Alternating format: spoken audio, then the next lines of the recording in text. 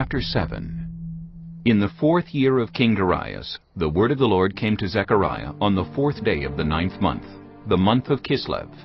The people of Bethel had sent Sharezer and Regem-melech, together with their men, to entreat the Lord by asking the priests of the house of the Lord Almighty and the prophets, "Should I mourn and fast in the 5th month, as I have done for so many years?"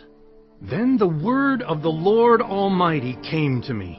Ask all the people of the land and the priests, when you fasted and mourned in the 5th and 7th months for the past 70 years, was it really for me that you fasted? And when you were eating and drinking, were you not just feasting for yourselves? Are these not the words the Lord proclaimed through the earlier prophets, when Jerusalem and its surrounding towns were at rest and prosperous, and the Negev and the western foothills were settled? And the word of the Lord came again to Zechariah. This is what the Lord Almighty said. Administer true justice. Show mercy and compassion to one another. Do not oppress the widow or the fatherless, the foreigner or the poor.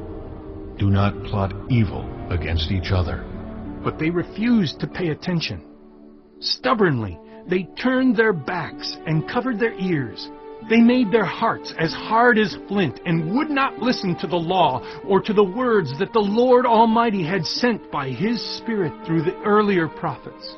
So the Lord Almighty was very angry.